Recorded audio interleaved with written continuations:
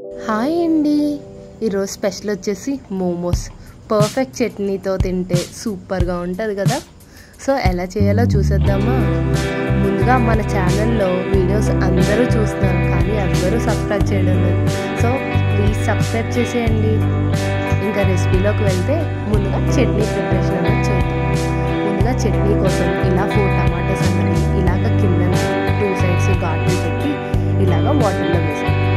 అందులోకి 6 ఎండుమిరపకాయలు, అల్లం, ఇంకా వెల్లుల్లి వేసి మంచిగా మూత పెట్టేసి ఒక 10 నిమిషాలు అన్నవి మంచిగా బాయిల్ చేసాను. ఒక 10 మినిట్స్ తర్వాత మూత తీసి చూస్తే టమాటీలు అన్నవి మంచిగా మగ్గిపోయాయి.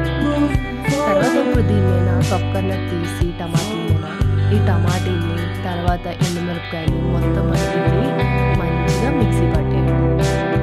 ఇప్పుడు మిక్సీ పట్టాక తీసి చేస్తే ఇది అన్నది ఫైన్ ప్యూరీ లాగా తయారైంది.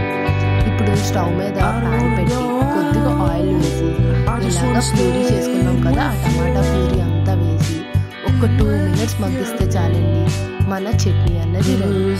తర్వాత మోమోస్లోకి స్టఫింగ్ కోసం ప్యాన్లో ఆయిల్ వేసి ఆనియన్ అన్నది మంచిగా ఫ్రై చేయాలి. తర్వాత అందులోకి కట్ చేసుకున్న క్యాబేజీ, తురిమిన క్యారెట్ వేసి కొద్దిగా పసుపు, తగినంత ఉప్పు వేసి కొద్దిగా పెప్పర్ పౌడర్ కూడా వేసి ఒక 10 to 15 మినిట్స్ అన్నది ఫ్రై చేసుకోవాలి.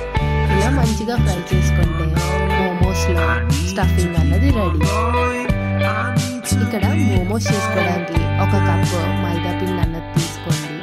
అందులోకి తగినంత ఉప్పు వేసి కొద్దిగా వాటర్ వేస్తూ ఇలాగా చపాతీ పిండిలాగా కలుపుకోండి. ఇది అన్నది కొద్దిగా సాఫ్ట్గా ఉంచండి.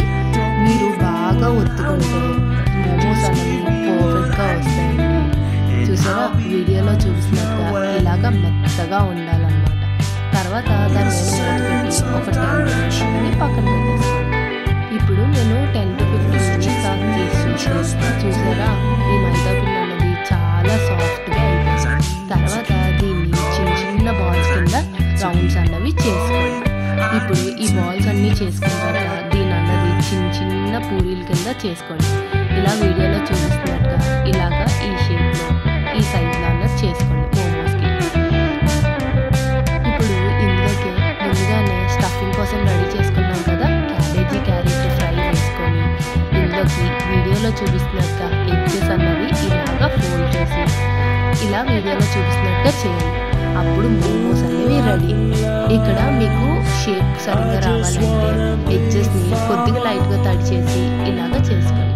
తర్వాత మోమోస్ బాయిల్ చేయడం కోసం ఇలాగా కింద పాత్రలో వాటర్ వేసి పైన మోమోస్ అనేవి పేర్చేయండి వెజిటేబుల్ స్టీమర్లో. మీ దగ్గర ఈ లేవు అనుకుంటే ఇడ్లీ పాత్రలో కింద వాటర్ వేసి ఇడ్లీ రేకుల మీద ఈ మోమోస్ అనేవి పేర్చి ఒక 10 to 15 మినిట్స్ అనేవి బాయిల్ చేయండి.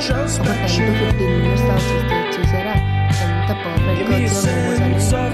సో మీరు కూడా ఈ రెసిపీ అనేది తప్పకుండా ట్రై చేయండి. సో మీకు మోమోస్ ఇష్టమైతే కింద కామెంట్ సెక్షన్లో కామెంట్ చేయండి. ఇలాంటి మరిన్ని వీడియోస్ కోసం ఛానల్ని సబ్స్క్రైబ్ చేసుకోండి.